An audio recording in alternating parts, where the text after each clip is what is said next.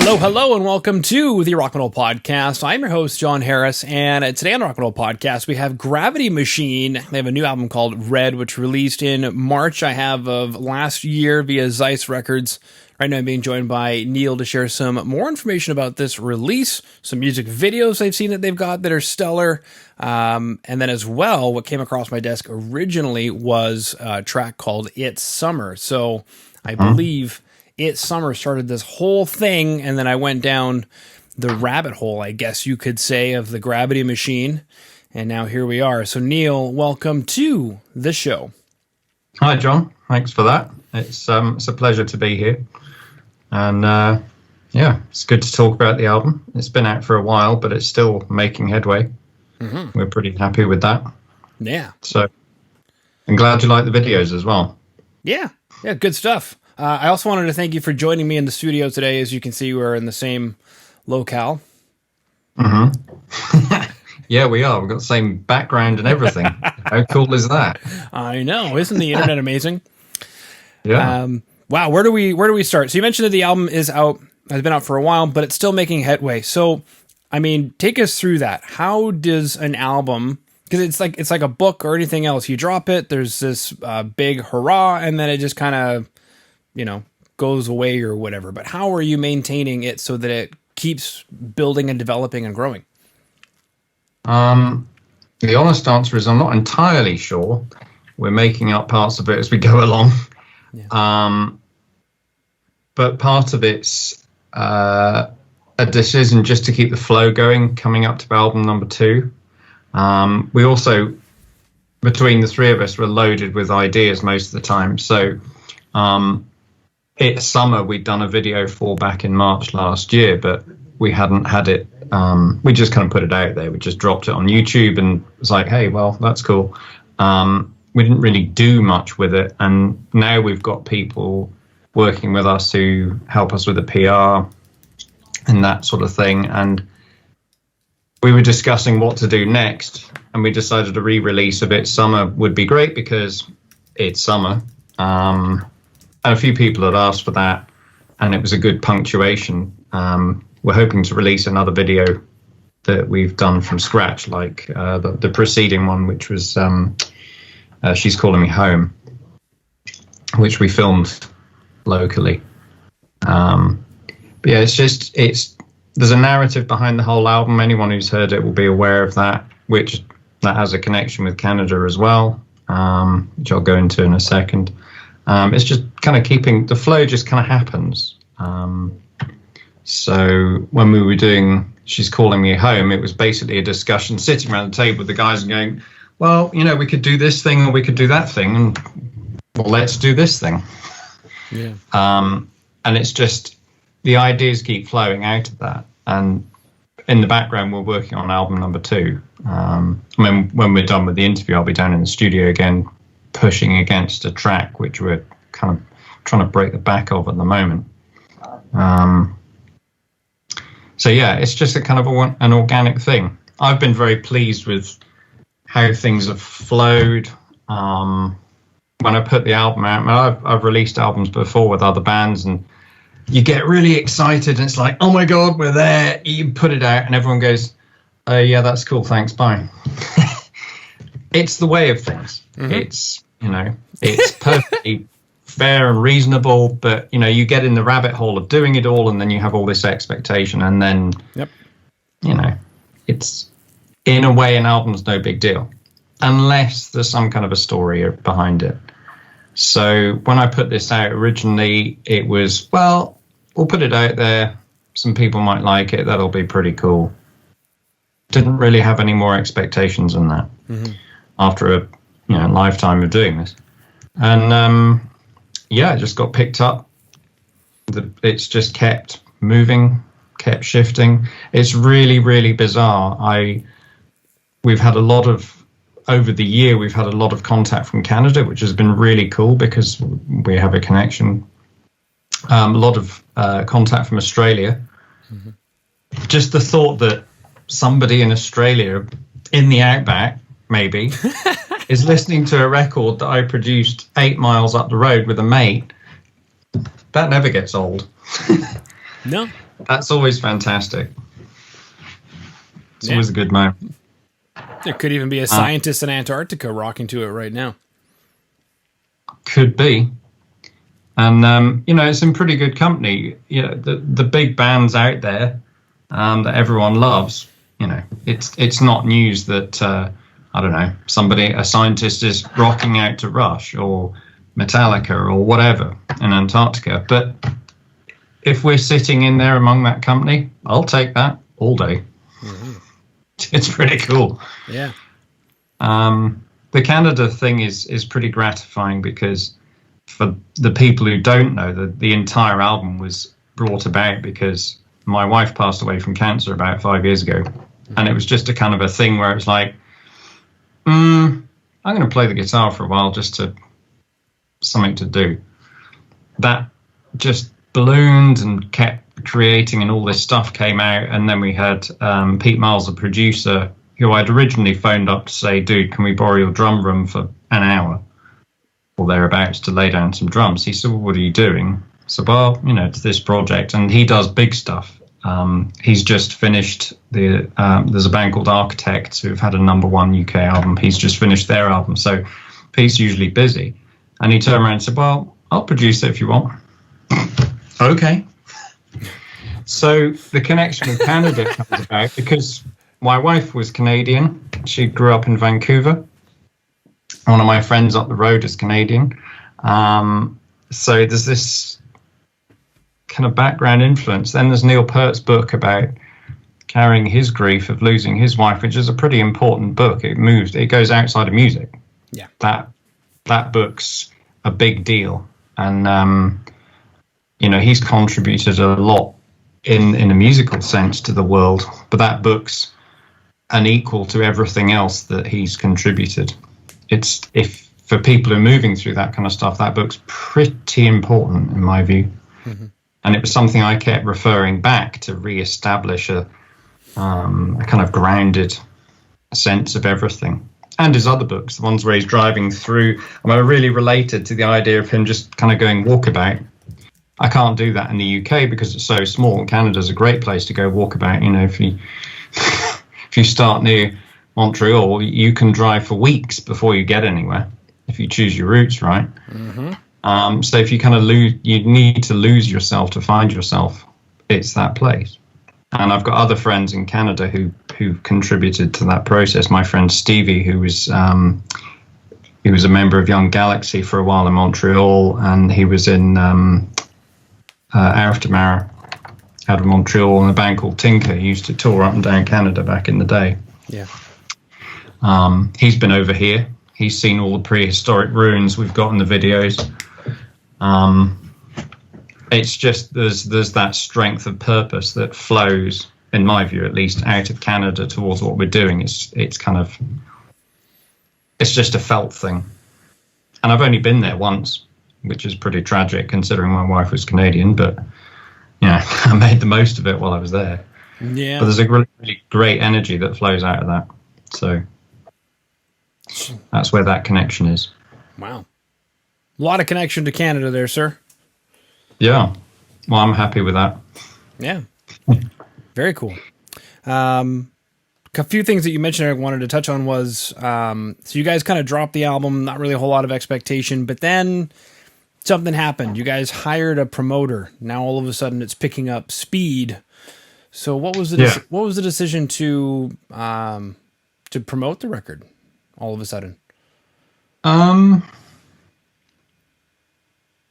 That was a kind of a random decision. There's a part of me that I'm chilled whether it's a big deal or not. I did what I set out to do, and a couple of people have said to me it needs to be heard by more people, and you can do that by word of mouth. That works sort of, but there's a lot of music out there. And then I was going through a phase of ringing up DJs, ringing up promoters, ringing up people. And if you're outside the loop, that's pretty thankless work. And I've got a household to run. I'm a single parent now. I've got daughters to bring up. I've got a business to run. I've got more music to write. And I came to a conclusion where it's like, actually, it's probably better to get someone who knows what they're doing. And I'll focus on what it seems people want me to do, which is producing more music. I'm comfortable with that. So we got involved with Emma, who's got a history of promoting stuff. She's really good. She's very good. In fact, I don't know about Canada, but here there's a lot of people who say, oh, yeah, we can do this, we can do that thing. Just give us a huge amount of money and we'll sort it all out. Nothing happens. Emma doesn't work like that. She's kind of does what it says on the tin. She's very cool. And she's put the work in. And once we had a certain, I guess, a groundswell of some of the DJs in Europe, Canada, and the UK initially, with the first single that we dropped through Emma's company, that really started taking off. We had airplay in the US, Canada, obviously, and it just kind of ramped up from there. We haven't really done very much. I mean, not to put too fine a point on it, we haven't got the money to do very much. So it's what we do spend is very carefully considered. And my take on it is, considering the budget's minimal to zero, the music's kind of speaking for itself. I mean, it's getting a little bit of help, but it's still really carefully done. Mm-hmm. And it took me a little while to realize, but the fact that DJs were really interested in what we're doing, I had to figure that out, because I had a moment where I suddenly realized these guys are listening to new music all day, yep, every day, yep, all week. Yep. And if something doesn't go, hello, it's probably not good enough, or it's not saying something, or it's not been thought through, or. Yep. Yep. So yep, for DJs who are hearing a lot of new stuff, especially the community of DJs that are listening to new music all the time, that says something. Mm-hmm. You know. Yeah. No, it's good stuff. And then when you mentioned the production credit on it, I was not surprised. Obviously, that's where all the pennies went, is to paying that guy. Although I'm sure he was willing to work within budget. A lot of those guys have one budget for top level record label bands and another budget for guys who don't have that backing. It was, let's just say, it wasn't an impulse purchase. Yeah.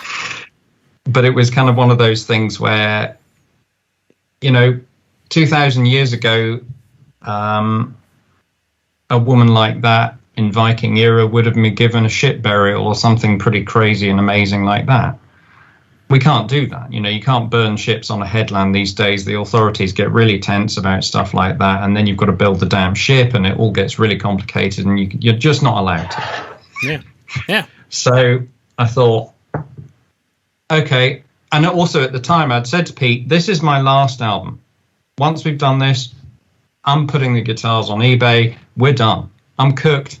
Stick a fork in me. I'm through with this. And my intention was sincere, but it was also about, let's get the energy of, none of us, I'm not particularly young anymore. And it was more like, I don't know if you've ever seen a film called Seven Samurai, really old 50s black and white film. It's the precursor of a lot of the westerns like The Good, Bad and the Ugly and stuff like that. Anyway, core of the story is there's 6 old samurai and a 7th one who's an apprentice. And the 6 old guys are going to protect a village which is being raided by bandits. But because they're old, they know what they're doing, but they also know that it's their last shout, really. And I wanted that kind of energy into it. I wanted, this is a memorial for my wife. We had a hell of a life. We did a lot of stuff. Let's just do it properly. And Pete got on board with that. Yeah. And his production did that justice. And I think he was emotionally invested in the project as well. Clearly, I paid him. But the money's almost a detail. It's, at this point, an administrative detail compared to the results. Yeah. So replicating that's going to be a whole other thing. Mm-hmm. Yeah, because you mentioned that you're working on another album, so it's the guitars aren't on eBay. No, they didn't go on eBay, and in fact, I had to buy a couple more. What? Well, there's a few weirdnesses. Go on. One didn't have a single coil, and you needed that, and then the other one didn't have the tone knob, so you needed that. Yeah. And I'm left-handed, right? So I can't just go and borrow one. You have to find these things where you find them, and then it just got. The second album is going to be really interesting. We had 40 songs in contention. As of right now, we've whittled that down to about 15, 16. And I'm guessing the next album will have somewhere between, 8 and 12, somewhere like that. But we're recording that in October, or at least starting to record that in October. Mm-hmm. Same producer? Yeah. So I was up with Peart last week, something like that, laying down the sort of just discussing it through. He knows how we work, what we do, and he's literally 10 minutes away, and we can work quickly. Does that strike you as odd or surprising that somebody of that caliber is just up the road? No, in a yes and no. So the older I've gotten, the more I've realised the world is a really bizarre place. Mm-hmm. So here's a really random story for you. And it connects to Canada, and it illustrates the point. So it must have been about 2004. Melissa Aftermara had released an album called Aftermara, and at the time, she's obviously sitting in Montreal, don't know her from Adam, and she releases this album. It arrives in England, and I'm picking it up in a store and thinking, well, it looks kind of cool. Okay, I'll buy that. In the days when we still bought CDs. And it was a really inspirational album. It's a really good album. It's kind of dropped off the radar a little bit, but it was a really good album. So it kind of inspired me to rethink how I was doing things creatively, and it was just a really cool point. The band I was in at the time produced an EP off the back of that inspiration, and I took a handful of copies of that EP with me to one of her shows in London. And I arranged to meet a few friends, handed out a bunch of CDs, and I had one left. And I thought, I'm going to do something completely random. I'm going to go for a Slash, and the first person I meet when I walk out of that room, I'm going to give this CD to. Doesn't matter who it is, the first random dude or woman, whatever, that, I'm just going to give them a copy of the CD. So, do the thing, come out of the room, everything's fine, and I'm chatting to this guy who's got a baseball cap on, and he's Canadian. It's London, it's fairly obvious he's Canadian or American, but my ear's fairly clued in, so it was obvious he was Canadian. So I'm just chatting to him, telling him the story of this thing, and he said, dude, this is awesome. You have to meet Melissa. And then, only then, did I twig that was Stevie, who was the guitarist in her band. And it just happened he was the first guy after the show that, what are the chances? So there are random people you bump into at random times that it just works. And particularly with this album, it's almost like it was meant to happen. The right people in the right place at the right time with the right energy, because it was important. Mm-hmm. I don't know how far I'd want to take that, but I've been very grateful for all the support, and people get it. It's there's a lot of bands producing a lot of really, really good music all the time. It's impossible to keep up with it. So there's a humility that comes across of, at least as in my thinking, of it, someone of Pete's caliber going, yeah, I'll give it a hearing. What's not to like? Pretty awesome. Yeah.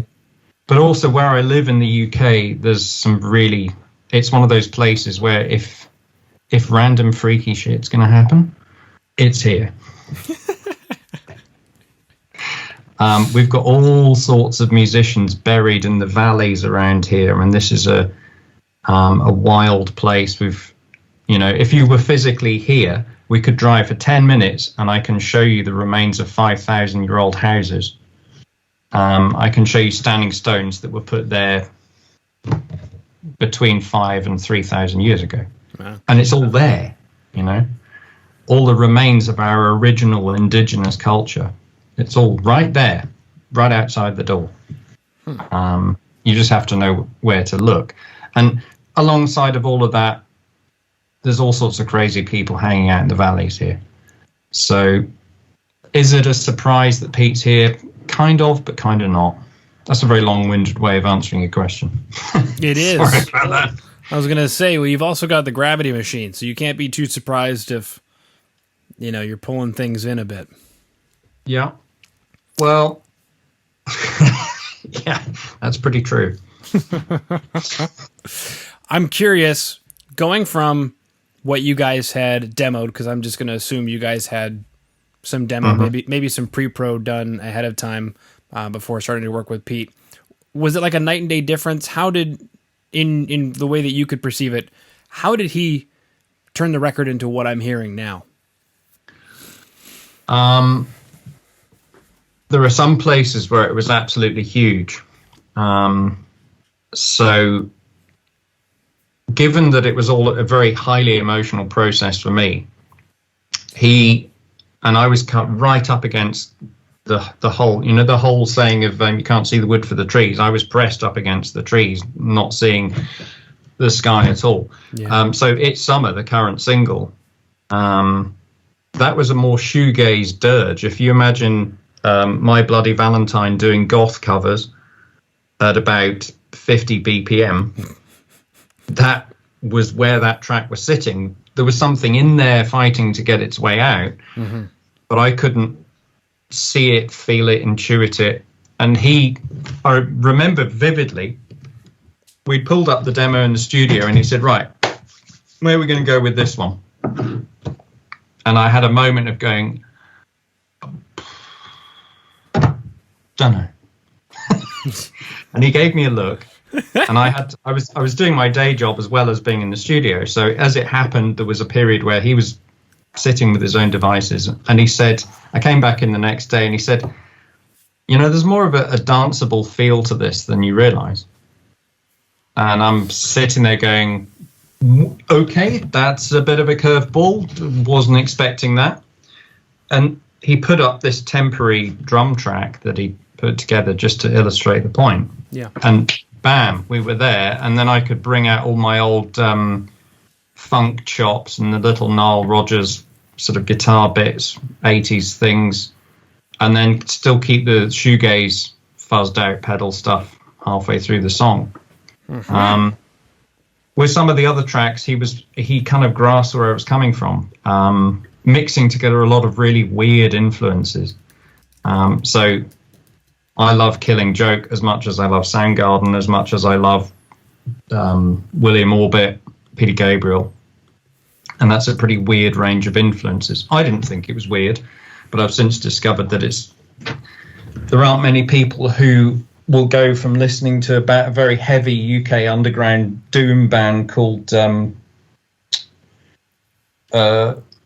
my god, My Dying Bride, who are from Yorkshire.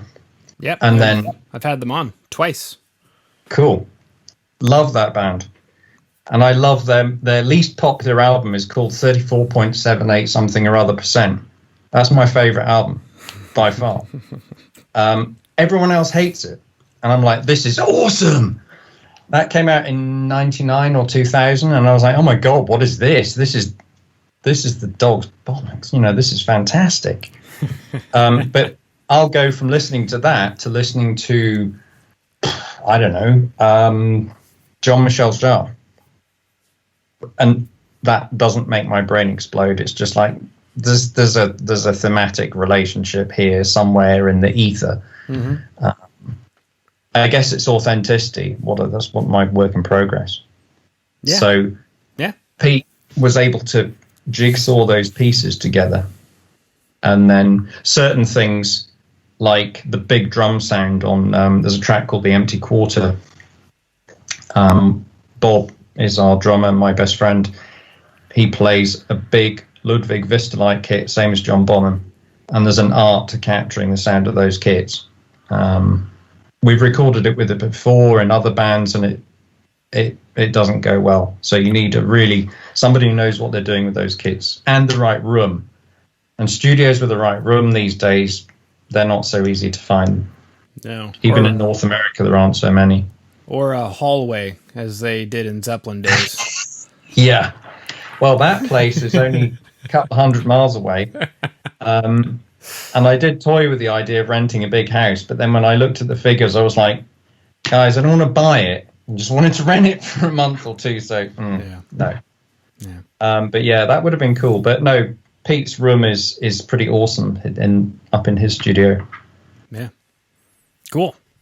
All right. So, Neil, we chatted about getting promotion going on the record, writing another record, buying more guitars instead of selling them on eBay. We chatted about Neil Peart, his books. We chatted quite a bit about working with Peart, who was able to, what's the word I'm looking for? I don't know, bring some new life to the record and then establish, I kind of saw it as he was acting as an old school producer, a bit like Brian Eno or I guess even George Martin or one of the producers of those caliber, actually seeing the bones of the song and what the song required and serving the song as it was requesting. Actually, Daniel Lanois would be a better comparison. Pete's in that kind of league, seeing what's emerging with something, what's needed. So yeah. Beautiful. All right. So everybody listening in who wants to check out on today's show notes, there's music videos for She's Calling Me Home. Standing Stones will be available in today's show notes. There's also a link to gravitymachine.co.uk where you can find out more information. Pick up the record Red. It's available everywhere, so you can go into Spotify, Apple Music, wherever it is that you absorb music. You can go ahead and give it a listen. Neil, that concludes my questions. So cool. Thank you so much for coming on to the Rock and Roll Podcast today. You're very welcome. It's been a pleasure. Hopefully we'll be on again. Album number 2, cool. Unless you start selling things on eBay. No, that's not going to happen. We're going to be there's at least 3 albums worth of material already in the store, so we just got to record it.